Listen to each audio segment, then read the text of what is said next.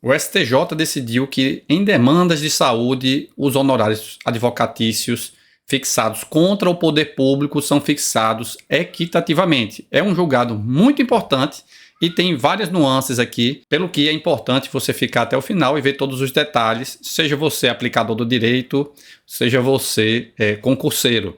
Inclusive, você vai ver que, para concurso, eu acredito que aqui tanto é uma questão objetiva, como também pode ser explorado em questão discursiva pela quantidade de elementos, de artigos que são analisados e também há uma certa profundidade. Enfim, fica até o final e você vai ver aqui toda a análise. O que é que a gente tem aqui, primeiramente, quanto às normas em discussão? A gente tem o artigo 85 do CPC, que dispõe que a sentença condenará o vencido a pagar os honorários do vencedor, ou seja, os honorários sucumbenciais, que são aqueles fixados a favor do advogado da parte vencedora do processo. Esses honorários, eles, para as demandas em geral, que não são contra a Fazenda Pública, são de 10% a 20% do valor da condenação, e aí o parágrafo 2º traz aqui os critérios que o juiz deve utilizar para isso, né, como a importância da causa, o grau de zelo profissional, o lugar da prestação de serviço, o trabalho realizado pelo advogado, para fazer essa gradação entre 10% e 20%. No caso da Fazenda Pública, a gente tem uma outra gradação de percentuais que vão de 1% até 20%, com a diferença que aqui o percentual não vai se aplicar a todo o valor da condenação, a depender do valor dela. Então temos aqui o exemplo, nessa minha planilha aqui de cálculo de honorários, uma condenação de R$1 bilhão, certo? E aí, nesse caso, vai aplicar sobre as faixas. Então, até 20 salários mínimos, eu coloquei aqui o percentual mínimo, 10%. De 20 salários até 2.000 salários, aí o valor da condenação vai ser R$212 mil de honorários. Na faixa de valor que fica entre 2.000 salários até 20 mil, aí 1.275.000, enfim, e assim sucessivamente, né? E aí um total aqui de R$13 mil de honorários nesse caso aqui. Se fosse uma condenação de 100 mil reais, apenas incidiria a primeira faixa, né? Porque não excede 200 salários mínimos. Se fosse de R$1 milhão, a gente já teria aqui duas faixas de percentuais incidindo, né? Eu acho que isso aqui já é de conhecimento da maior parte dos que assistem aqui a esse canal. E o parágrafo 8º do artigo 85 do CPC dispõe que haverá uma fixação equitativa, portanto, não se pautando por esses critérios, esses percentuais do parágrafo 3º e do parágrafo 2º, sempre que o proveito econômico for inestimável ou irrisório, ou quando o valor da causa for muito baixo. E aqui se destaca que o CPC fala apenas no caso do valor da causa muito baixo, não fala, por exemplo, no caso do valor da causa muito alto, né?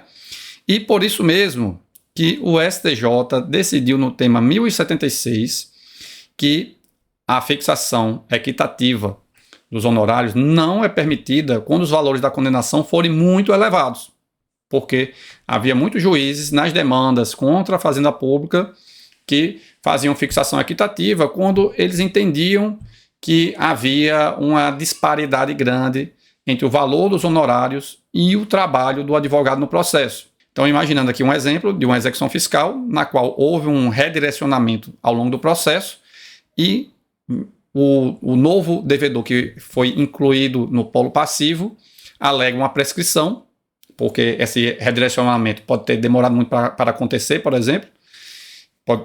Então ele pode alegar uma prescrição em relação a ele, e isso pode ser feito numa petição de de 3 laudas, uma petição simples, né?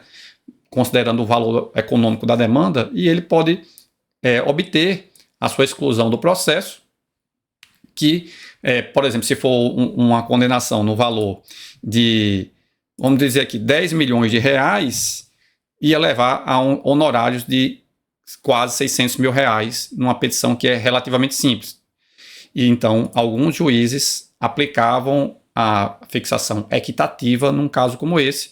E aqui eu não estou defendendo a posição do juiz, eu estou dizendo aqui o que era visto e decidido nesses casos e que levou o STJ a decidir dessa forma, tá certo? Então o STJ, como eu disse, decidiu que nesses casos de valor da causa muito elevado não é motivo para fazer uma fixação equitativa. Então, naquele exemplo que eu falei da execução fiscal, hoje os juízes estão vinculados a essa interpretação dada pelo STJ. Então, nesse caso, tem que aplicar os honorários na forma do parágrafo 3º do artigo 85 do CPC, certo? Por outro lado, o próprio tema 1076, ele trouxe algumas exceções, né? Que são aquelas previstas no CPC, na verdade.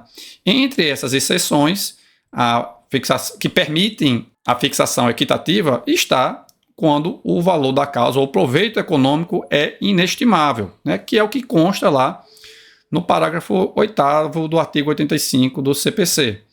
Então, o que o STJ agora está dizendo é que justamente as demandas de saúde contra o poder público, elas se inserem nessa exceção aqui, ou se quiser ver em mapa mental, se inserem nessa exceção aqui que permite o uso da fixação equitativa, porque o valor seria inestimável. E por que é que o STJ entende que esse valor da causa, esse proveito econômico é inestimável nesse caso? Porque, inclusive, o STJ mantém o entendimento de que nas demandas contra planos de saúde, o valor da condenação dos honorários é definido pelo proveito econômico, ou seja, pelo valor do tratamento que é pleiteado em juízo.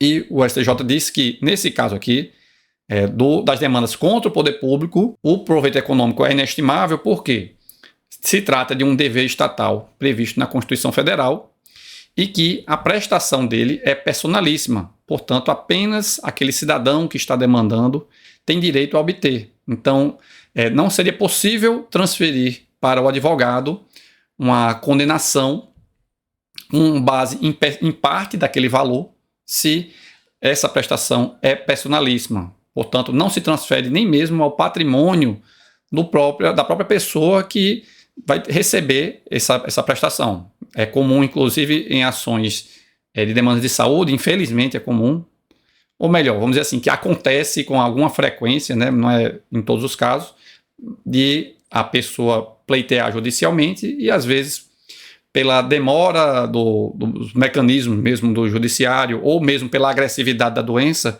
ele vem a falecer antes de conseguir o medicamento ou o tratamento cirúrgico, se for o caso. E, nesse caso, não se transfere para os herdeiros a obtenção do valor correspondente a esse tratamento. Então, nos casos em que a parte vem a falecer antes de obter o tratamento, o valor desse tratamento não vai ser transferido para um herdeiro. Se é um medicamento, por exemplo, é comum que ele fique à disposição de outra pessoa no SUS, se ele já foi adquirido pelo poder público, né? Então, por vezes, se é comunicado ao poder público para disponibilizar para uma outra pessoa que venha precisar. E, além disso, o STJ apontou que há uma diferença entre o próprio regime jurídico. Aqui a gente tem a Constituição Federal, que prevê esse dever estatal. Nos casos de demandas contra planos de saúde, a gente tem uma relação contratual, né? Então, tem as obrigações que estão no contrato, essas obrigações elas têm valor econômico definido no contrato, e também temos a legislação, que é outra, que rege os planos de saúde. Então, o STJ entendeu que é caso de fazer uma dissociação entre demandas contra o poder público e demandas contra planos de saúde. São entendimentos distintos, tá certo? E antes de prosseguir, é importante relembrar aqui que o tema 1076 do STJ, que é aquele que eu disse que impede a fixação equitativa com fundamento no alto valor da causa ou do proveito econômico, o STF vai analisar esse entendimento do STJ no tema de número 1255, que encontra-se afetado, sem suspensão nacional. E então é importante você se inscrever no canal e ativar as notificações para ser avisado sobre esse julgado. Quando for publicado o julgado, devo fazer análise e publicar um novo vídeo, e aí vocês vão saber quando sair esse vídeo, se estiverem com a notificação ativada. Então, para o STJ, há de fato uma gradação aqui, que o CPC estabelece como ordem de prioridade, né? Primeiramente, a base de cálculo dos honorários deveria ser o proveito econômico, depois a fixação pelo valor da causa, e por último, a fixação equitativa apenas quando o valor é inestimável. Como eu disse, ele disse que o proveito econômico é inestimável, o que afasta esse primeiro e o segundo critério. E quanto ao critério do uso do valor da causa, é até curioso, né? Porque o tema 1234 do STF, e eu tenho um vídeo aqui no canal sobre ele, diz que o valor da causa nas demandas de saúde considera o valor do tratamento anual, né? Então, o STJ afastou, para fins de fixação de honorários, a aplicação do tema 1234. Então, o STJ fez uma dissociação entre o valor da causa e a base de cálculo dos honorários, né? O valor da causa continuaria sendo pelo proveito econômico, ou seja, pelo valor do tratamento, mas os honorários seriam fixados equitativamente nesse caso, tá certo? Outra questão enfrentada pelo STJ diz respeito à inaplicabilidade dos pisos do parágrafo 8º-A do artigo 85 do CPC. Esse parágrafo 8º-A foi incluído em 2022, é uma alteração mais recente, e que veio trazer uns pisos para a fixação equitativa, que os pesos são os seguintes: primeiramente, a tabela da OAB, ou 10%, só que aplica o que for o maior deles. Então é possível concluir que o percentual da fixação equitativa seria de pelo menos 10%. No caso da condenação da fazenda pública, isso levaria a um percentual até mesmo superior àqueles do parágrafo 3º, né? Porque, como a gente viu, eles vão de 1% até 20%. Se você for olhar os percentuais mínimos, na verdade vão de 1% até 10%. O de 20% seria o percentual máximo. Então, dependendo do valor da causa, se for, por exemplo, como eu mostrei aqui, de R$1 milhão, haveria, pela aplicação do parágrafo 8º-A, um percentual superior ao do parágrafo 3º, inclusive, né? O percentual mínimo seria superior ao do parágrafo 3º, porque aqui a alíquota, o percentual, melhor dizendo, efetiva, seria de menos de 10%.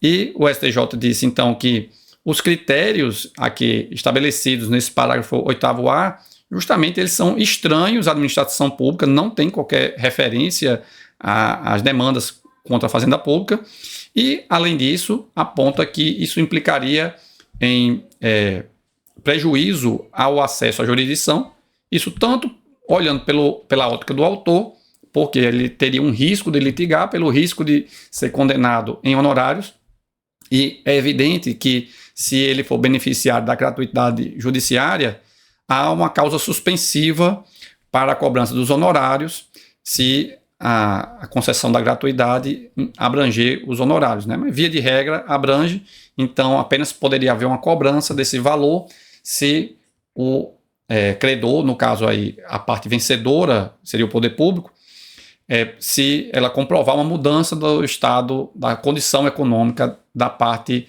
vencida, né? No caso da ação ser julgada improcedente. De toda forma, o STJ disse que há esse risco para a parte autora de ela ter que pagar honorários, e isso poderia desestimular o uso da ação pelo medo de ser condenada ao pagamento de honorários fixados sobre o valor, sobre o proveito econômico. E já para o poder público, que é a parte demandada no processo, existe o potencial agravamento da escassez de recursos para a saúde pública. Então, essas demandas de saúde já tem uma grande discussão sobre o impacto econômico delas, que levou, inclusive, o STF a decidir o tema 1234 e o tema 6 para tentar limitar esse impacto econômico, né, nas demandas de saúde. Inclusive, eu vou colocar aqui na descrição também os links para esses julgados, para os vídeos sobre esses julgados. Então, para o STJ, o uso desses percentuais mínimos aqui, esses valores mínimos, implicaria numa maior oneração do já escasso orçamento para a saúde pública no Brasil. Então, ao final, a tese ficou assim redigida: nas demandas em que se pleiteia do poder público a satisfação do direito à saúde, os honorários advocatícios são fixados por apreciação equitativa, sem aplicação do artigo 85, parágrafo 8º-A do CPC. Então, daqui a gente extrai duas conclusões do STJ, né? A primeira é a da fixação equitativa em razão do valor inestimável do proveito econômico, E a segunda é o afastamento dos pisos de honorários estabelecidos no parágrafo 8º-A do artigo 85 do CPC, tá certo? E além disso, o STJ afastou o pedido de modulação dos efeitos, então esse entendimento é aplicável, inclusive, às demandas que já tramitavam ao tempo da publicação do julgado. E é isso, se vocês gostaram desse conteúdo, cliquem no botão de curtir, se inscrevam no canal e ativem as notificações para serem avisados de novos vídeos. Eu vou colocar aqui na descrição os links para os temas que eu mencionei aqui nesse vídeo e vou colocar aqui também na tela final o link para alguns desses vídeos. Muito obrigado e até a próxima.